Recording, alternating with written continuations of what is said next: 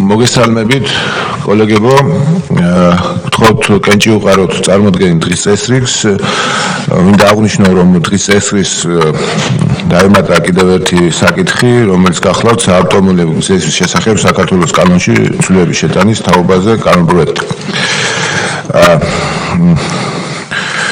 პირველი საკითხი გახლავთ საქართველოს პარლამენტის წევრების მიერ საკანონმდებლო ინიციატივის წესით წარმოდგენილი საქართველოს კანონპროექტი ადგილობრივი მოსაკრებლის შესახებ საქართველოს კანონში ცვლილების შეტანის თაობაზე და გამომდინარე კანონპროექტები.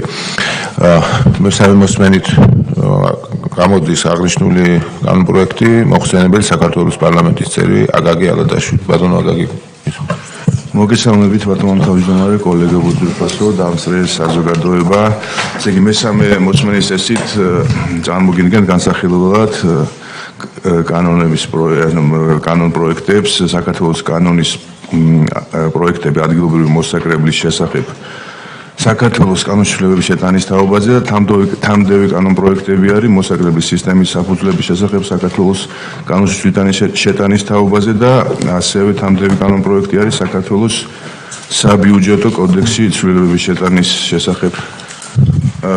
ესე იგი, ბატონო თავმჯდომარე, ესე იგი მინდა მოგახსენოთ, რომ პირველი მოსმენის მერე საქართველოს კანონში ადგილობრივი მოსაკრებლის შესახებ განხორციელდა ცვლილება, რომელსაც წავიკითხავთ თქვენი სახბართ თანაშემწე რედაქციული ხასიათის ცვლილებები არის და ესე იგი ადგილობრივი მოსაკრებლის შესახებ საქართველოს კანონში პირველი მუხლის მესამე პუნქტის მე-6 ტერცია-მუხლის პირველი პუნქტი ჩამოყალიბდა შემდეგი რედაქციით სამშენებლო სამართალდარღვევის მიერ სამშენებლო სამართალდარღვევის აღიარების შემთხვევაში უნებართვოდ ან სამშენებლო დოკუმენტაციის მოთხოვნების დარღვევით წარმოებული მშენებლობის თაობაზე აქტის გამოცემის დაჩქარებული მომსახურების მოსაკრებლის გადამხდელია სამშენებლო ობიექტის სამშენებლო დოკუმენტაციით განსაზღვრული მშენებლობის დამკვეთი ფიზიკური პირი, იურიდიული პირი ან და ამხანაგობა ან უნებართვო მშენებლობის განხორციელებელი ფიზიკური პირი, იურიდიული პირი ან და ამხანაგობა. ეს იყო პირველი მოსმენის მერე, რაც განხორციელდა, დანარჩენი უკვე რედაქციული ხასიათის ცვლილებები არის, რაც უკვე ასახული არის დარიგებულ ტექსტში. კარგით, კოლეგებო, გთხოვთ კენჭი უყაროთ აღნიშნულ კანონპროექტს. მადლობა. მე გადავალ მესამე საკითხზე, მეორე საკითხი და ბოლო საკითხი მე გახლავთ მოხსენებელი და ბოლოს განვიხილოთ. მესამე საკითხი გახლავთ საქართველოს მთავრობის მიერ საკანონმდებლო ინიციატივის წესით წარმოდგენილი საქართველოს კანონპროექტი საჯარო სამართლის იურიდიული პირის შესახებ საქართველოს კანონში ცვლილების შეტანის თაობაზე და გამომდინარე კანონპროექტი. აღნიშნული კანონპროექტი არის მესამე მოსმენით მოხსენებელი საქართველოს განათლების, მეცნიერებისა და ახალგაზრდობის მინისტრის მოადგილე ბატონი ზვიად გაბისონია. ბატონო ზვიად, ისმენთ. მოგესალმებით, მესამე მოსმენით განსახილველად წარმოგიდგენთ საჯარო სამართლის იურიდიული პირების შესახებ საქართველოს კანონში შესატან ცვლილებას. შეგახსენებთ, აღნიშნული ცვლილება ეხება პროფესიული სასწავლებლებისთვის ეკონომიკური საქმიანობის მინიჭების უფლებას, ანუ სასწავლო პროცესში, სწავლის პროცესში არსებული პროდუქციის რეალიზაციის უფლებას. ისეთი ხასიათის რედაქციული ცვლილებები არ განხორციელებულა, რომელსაც ნორმის შინაარსზე შეიძლებოდა გავლენა მოეხდინა არც აღნიშნულ კანონში და არც თამდევ კანონში სახელმწიფო ქონების მართვის შესახებ იდენტურია შინაარსი. კოლეგებო, გთხოვთ მესამე მოსმენით აღნიშნულ კანონპროექტს კენჭი უყაროთ. მადლობთ. მეოთხე საკითხი გახლავთ საქართველოს მთავრობის მიერ საკანონმდებლო ინიციატივის წესით წარმოდგენილი საქართველოს კანონპროექტი ვაზისა და ღვინის შესახებ საქართველოს კანონში ცვლილების შეტანის თაობაზე. მოხსენებელი საქართველოს გარემოს დაცვისა და სოფლის მეურნეობის მინისტრის მოადგილე ბატონი ზურაბ ეზუგბაია. ბატონო ზურაბ, ისმენთ. მოგესალმებით, წარმოგიდგენთ ვაზისა და ღვინის შესახებ საქართველოს კანონში ცვლილების შეტანის თაობაზე კანონპროექტს. კანონპროექტი შეიცავს მთელ რიგ ღონისძიებებს და ნორმების კომპლექსს, რომლებიც იზნად ისახავს მევენახეობის და მეღვინეობის დარგის შემდგომ განვითარებას. კერძოდ, ფოკუსი არის გაკეთებული მაღალი ხარისხის ღვინისა და სპირტიანი სასმელების წარმოების ხელშეწყობაზე. ხაზგაუსმავ, რომ კანონპროექტი შეეხება სამეწარმეო სექტორს და კერძოდ ეს არის სამეწარმეო ვენახის კატეგორია, რომელზედაც ძირითადი ცვლილებები არის გათვალისწინებული პროექტში. ხედავთ ასევე წარსულ წლებში, რომ მატულობს ვენახების გაშენების ფართობი, სამწუხაროდ კვლავ მიუხედავად იმისა, რომ სპეციფიკაციები არსებობს, გარკვეული სტანდარტები არსებობს, მაინც არის შემთხვევები, რომ ესე იგი ვენახების გაშენებისას არის დაშვებული შეცდომები, როგორც ნიადაგის მხრივ, კლიმატური პირობების, ზონების და მიკროზონების დაცულობის, ვაჟის ჯიშების გამოყენების მხრივ. ამ თვალსაზრისით კანონპროექტი და გარემოსა დაცვისა და სოფლის სამინისტრო გვთავაზობს შემოღებულ იქნეს თანხმობა ახალი სამეწარმეო ვენახის გაშენებაზე. ეს თანხმობა იქნება გაცემული შესაბამისი პროცესის საფუძველზე ღვინის ეროვნული სააგენტოს მხრიდან.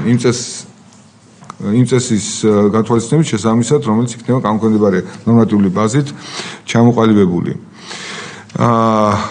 კანონპროექტით არის გათვალისწინებული ზოგიერთი ცვლილება ტერმინთა განმარტებებში, მაგალითად ეტიკეტის განმარტება უფრო უნიფიცირებული, უფრო გამარტივებული ხდება, ვინაიდან თვითონ კანონის უკვე ძირითად ტექსტში არის მოცემული ეტიკეტთან დაკავშირებული დეტალური ნორმები. ასევე კანონპროექტი ითვალისწინებს დაცული ადგილწარმოშობის დასახელების ღვინისა და დაცული ადგილწარმოშობის დასახელების სპირტიანი სასმელების წარმოებისას მანამდე არსებული შესაძლებლობის გაუქმებას, რომელიც გულისხმობდა 15%-მდე იმ ყურძნის შერევას, რომელიც იგივე ზონაში არის მოწეული, იგივე ფერის ყურძენია, მაგრამ სუსტად არ შეესაბამება ღვინის სპეციფიკაციას ან სპირტიანი სასმელის სპეციფიკაციას. რითი არის გამოწვეული ეს ცვლილება იმით, რომ პირველ რიგში ვენახების გაშენების ფართობი გაიზარდა, მოწეული ყურძნის რაოდენობა, ასევე ჯიშების მრავალფეროვნება იძლევა უკვე საშუალებას, სრულფასოვნად საქართველოში ამ მაღალი ხარისხის ღვინის პროდუქციაზე დაცული იქნეს სპეციფიკაციები და აი ესეთ კატეგორიაზე, როგორც არის დაცული ადგილწარმოშობის დასახელების ღვინო და სპირტიანი სასმელები, ამ შემთხვევაში ჩვენ სრულფასოვნად გამოვიყენოთ სათანადო მასალა.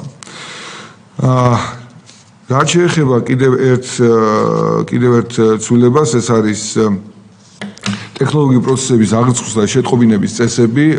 ეს მოთხოვნა არსებობდა და ღვინის საწარმოებს, ღვინის კომპანიებს ჰქონდათ ვალდებულება, რომ თავის ტექნოლოგიური პროცესების აღერიცხა და შეტყობინება გაეგზავნათ ღვინის ეროვნული სააგენტოსთვის.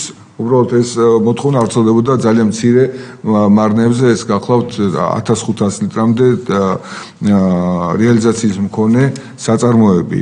კანონპროექტის თანახმად მათზედაც გავრცელდება შეტყობინების ეს რეჟიმი, ვინაიდან მზადყოფნის ხარისხი გაიზარდა და საჭიროა მთელი სექტორის ესე იგი მოცვა. ამის პარალელურად ვადების მხრივ და პროცედურის მხრივ უფრო გამარტივებული წესის გამოყენებას ფიქრობს სააგენტო იმისათვის, რომ ეს რაიმე მძიმე მოთხოვნად არ აღქმებოდეს ღვინის წარმოებლების მხრიდან.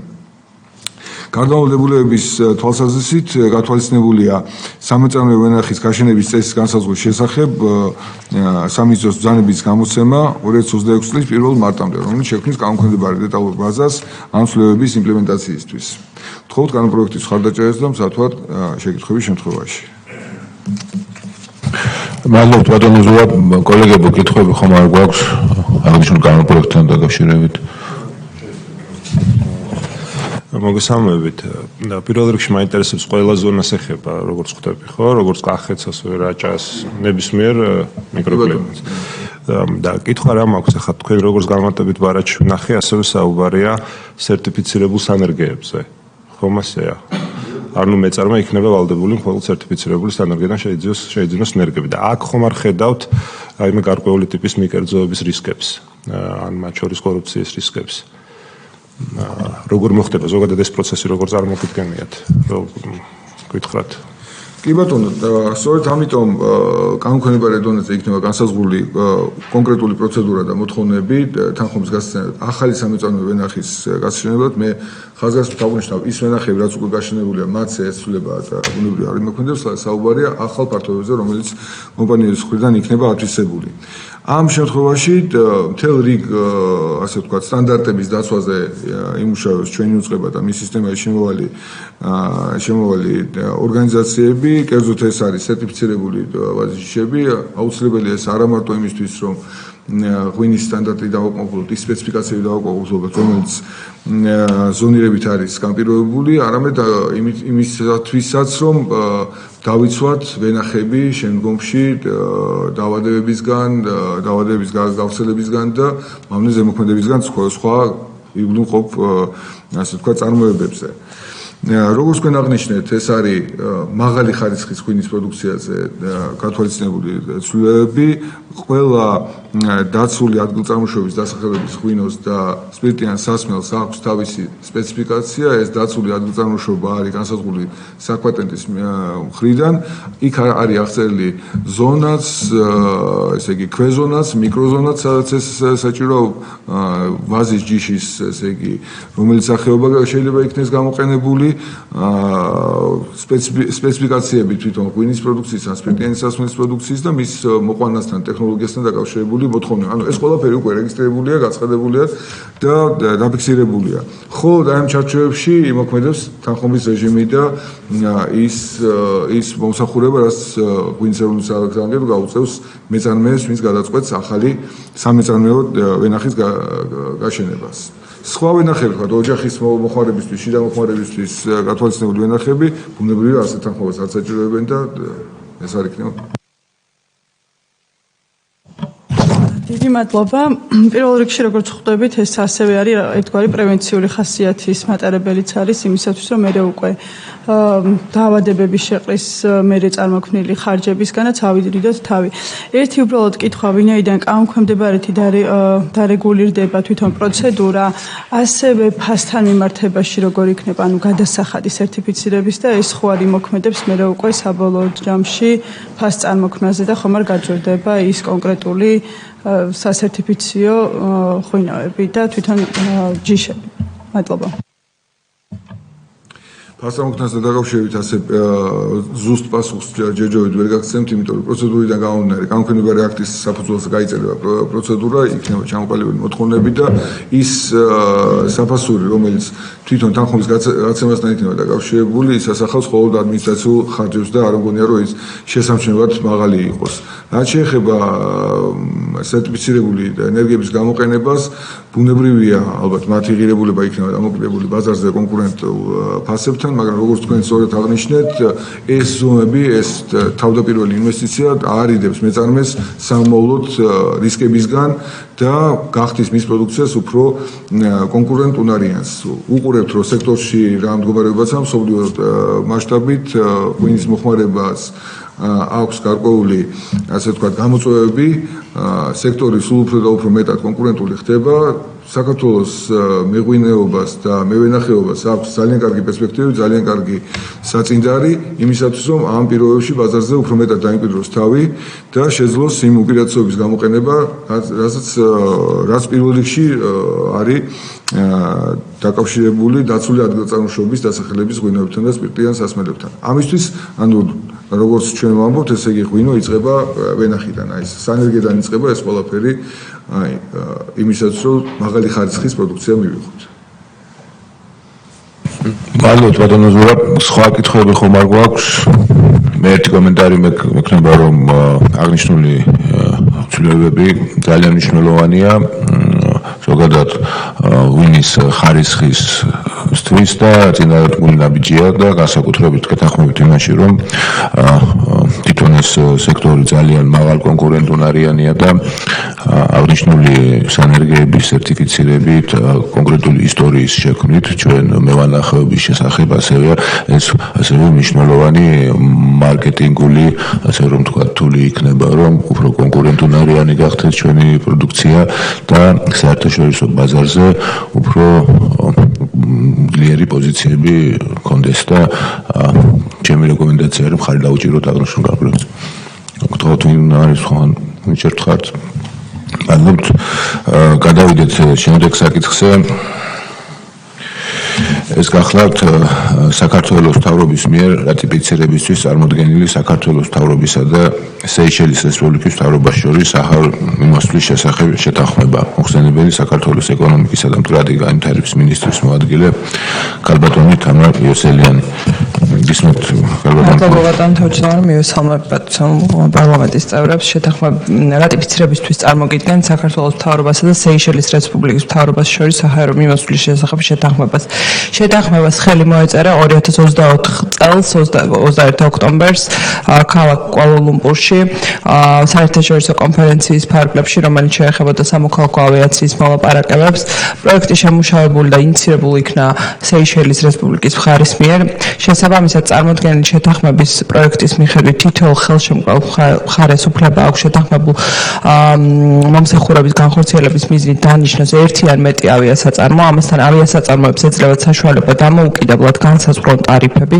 მხარები იღებენ ვალდებულებას უზრუნველყონ სამოქალაქო ავიაციის საერთაშორისო ორგანიზაციის მიერ დაწესებული სტანდარტების შესრულება ფრენების უსაფრთხოებისა და საავიაციო უშიშროების თვალსაზრისით. საჰაერო მიმოსვლა შესაძლებელი იქნება ქვეყნების ტერიტორიაზე არსებულ ნებისმიერ პუნქტებს შორის, საიდანაც ხორციელდება ან შეიძლება განხორციელდეს საერთაშორისო საჰაერო მიმოსვლა. რაც შეეხება ჰაერის მეხუთე თავისუფლებას, იგი დამატებითი შეთანხმებისაგან წარმოადგენს. შესაბამისად, საქართველოს მსგავსი ტიპის შეთანხმებები გაფორმებული აქვს მრავალ პარტნიორ ქვეყანასთან, მათ შორის ისრაელის სახელმწიფოსთან, ინდოეთის რესპუბლიკასთან, ბაჰრეინის სამეფოსთან, ჩინეთის სახალხო რესპუბლიკასთან, თურქმენეთთან და ასე შემდეგ. შეთანხმება ავიაკომპანიებისათვის მიმზიდველს გახდის საქართველოსა და სეიშელებს შორის პირდაპირ რეგულარული ფრენების განხორციელებას და ხელს შეუწყობს როგორც ფრენების არეალის გაფართოებას, ისე ტურიზმისა და ქვეყნებს შორის სავაჭრო ეკონომიკური ურთიერთობების გაღრმავებას. აღსანიშნავია ისიც, რომ სეიშელის რესპუბლიკას მოწინავე პოზიცია უკავია ტურიზმის კუთხით და შესაბამისად უამრავი ტურისტი სტუმრობს მთელი მსოფლიოს მასშტაბით. შეთანხმებების ძალაში შესვლა არ გამოიწვევს სახელმწიფოს ბიუჯეტიდან დამატებით დასიგნებების გამოყოფას და საქართველოს მოქმედ კანონმდებლობასთან შესაბამისობაში და ცვლილებების შეტანას არ საჭიროებს. გთხოვთ მხარდაჭერას. რამე კომენტარი ხომ არ გვაქვს? გთხოვთ კენჭი უყაროთ აღნიშნულ საკითხს. დიდი მადლობა. გადავიდეთ შემდეგ საკითხზე. ეს გახლავთ საქართველოს მთავრობის მიერ რატიფიცირებისთვის წარმოდგენილი საქართველოს მთავრობისა და ისლანდიის მთავრობას შორის საჰაერო მიმოსვლის შეთანხმება. აქაც მოხსენებელი საქართველოს ეკონომიკისა და მდგრადი განვითარების მინისტრის მოადგილე ქალბატონი თამარ იოსელიანი. მადლობა. იგივე საკითხია გისმენთ. იგივე ხასიათის შეთანხმება არის. შესაბამისად, რატიფიცირებისთვის წარმოგიდგენთ საქართველოს მთავრობასა და ისლანდიის რესპუბლიკის მთავრობას შორის საჰაერო მიმოსვლის შესახებ შეთანხმებას ხელი მოეწერა 2025 წლის 26 თებერვალს რეიკიავიკში. შეთანხმების პროექტი შემუშავებული და წარმოდგენილი იქნა ისლანდიური მხარის მიერ. შესაბამისად, ორივე ქვეყნის სამოქალაქო ავიაციის დარგში კურსისა და ჩატარებული რეფორმების გათვალისწინებით წარმოდგენილ შეთანხმების პროექტში აისახა სამოქალაქო ავიაციის დარგში მოქმედი ლიბერალური კურსი, რომლის შესაბამისად ავიასაწარმოებს ეძლევათ საშუალება დამოუკიდებლად განსაზღვრონ ტარიფები, ტევადობა, სიხშირე, საჰაერო მიმოსვლა.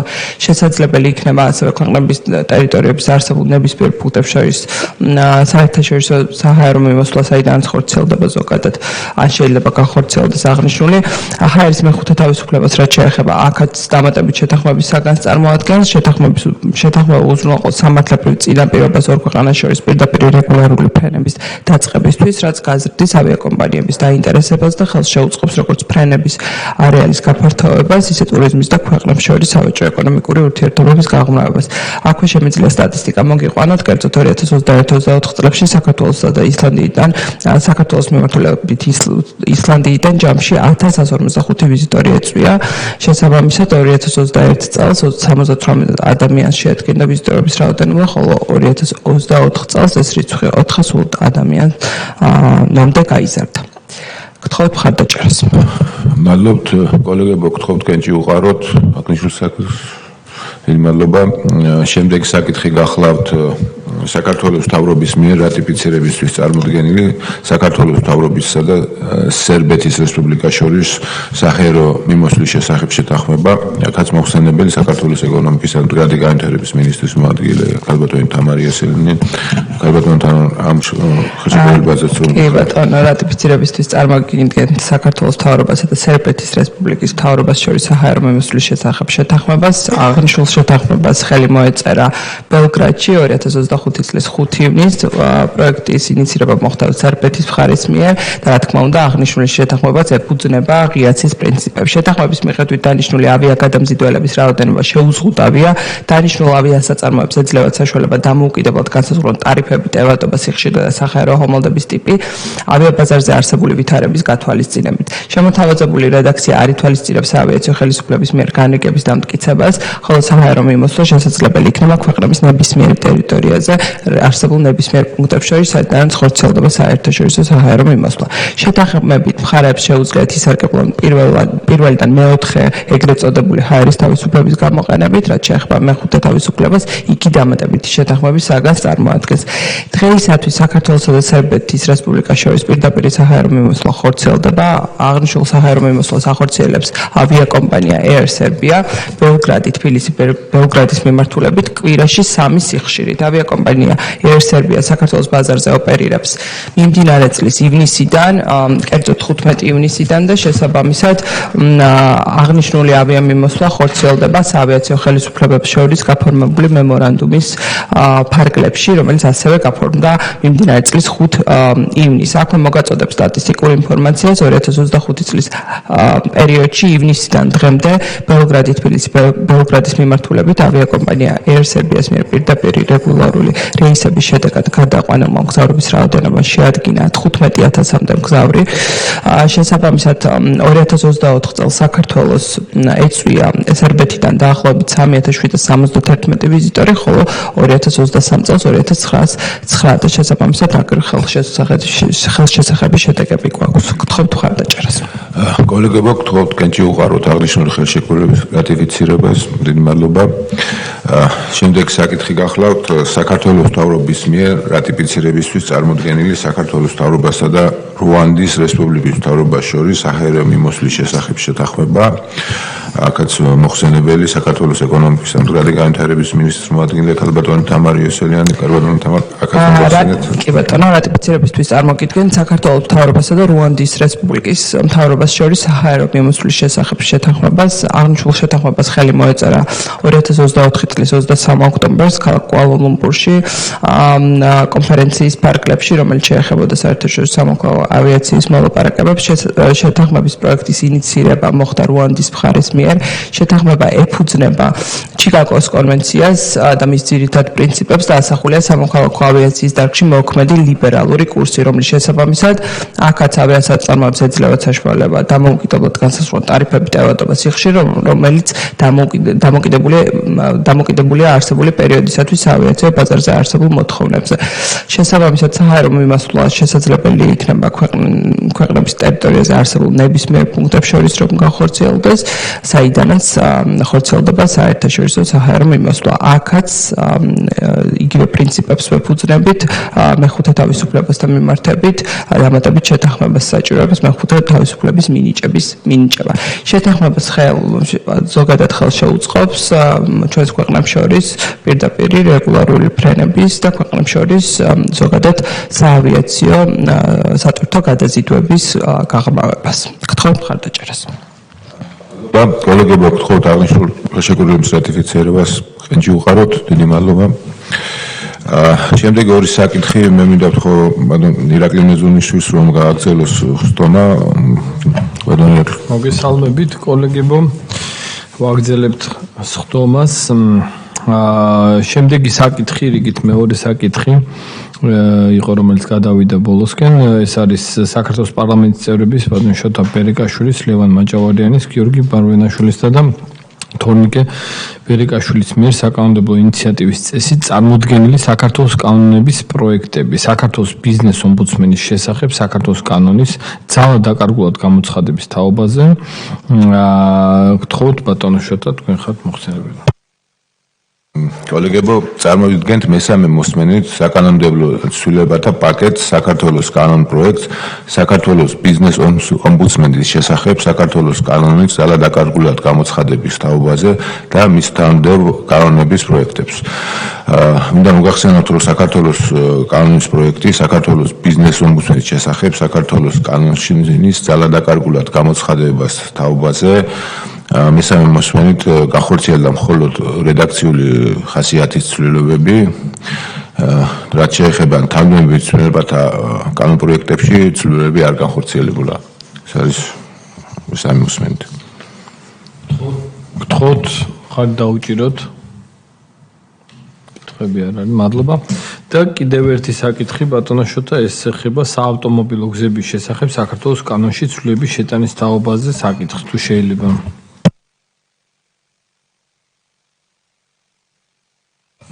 პირველი მოსმენით წარმოგიდგენთ საქართველოს კანონ პროექტს საავტომობილო გზების შესახებ საქართველოს კანონში ცვლილების შეტანის თაობაზე.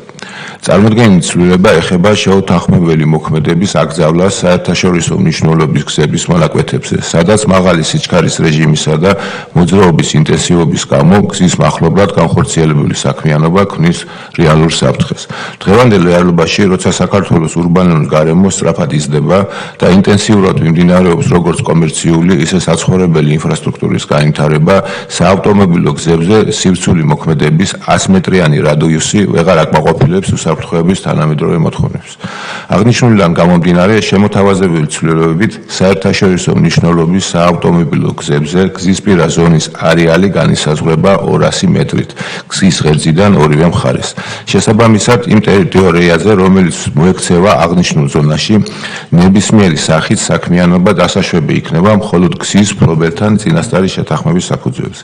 საქართველოს მთავრობის დადგენილებით კი განისაზღვრება კონკრეტულად რომელი საავტომობილო გზების მონაკვეთებისთვის იმოქმედებს აღნიშნული ნორმა, აგრეთვე რა ტიპის საქმიანობაზე გავრცელდება შეთანხმების მოთხოვნა. ეს მექანიზმი არსებითად მნიშვნელოვანია, რადგან ყველა გზა ერთნაირი დატვირთვის მნიშვნელობისა და საფრთხის მატარებელი არ არის. შესაბამისად, დიფერენციული მიდგომა უზრუნველყოფს უფრო მოქნილ, ეფექტიან და მიზნობრივ მართვას. აქვე აღსანიშნავია, რომ კანონპროექტით გათვალისწინებული ცვლილება არ აისახება უკვე გაცემული ნებართვების ფარგლებში საქმიანობის გამახორციელებელ პირებზე. საბოლოო ჯამში შემოთავაზებული ინიციატივა წარმოადგენს კიდევ ერთ ნაბიჯს ევროკავშირის სტანდარტებთან დაახლოებისკენ, სადაც გზის უსაფრთხოება, სატრანსპორტო სისტემის მდგრადობა და სივრცითი განვითარება ურთიერთდაკავშირებულ კომპონენტებად განიხილება. და თქმა უნდა, დაუჭიროთ მხარი აღნიშნულ ცვლილებებს. მადლობა კოლეგებო, თუ არის კითხვები? არის კითხვები? თუ არა, არა. კითხვები არ არის?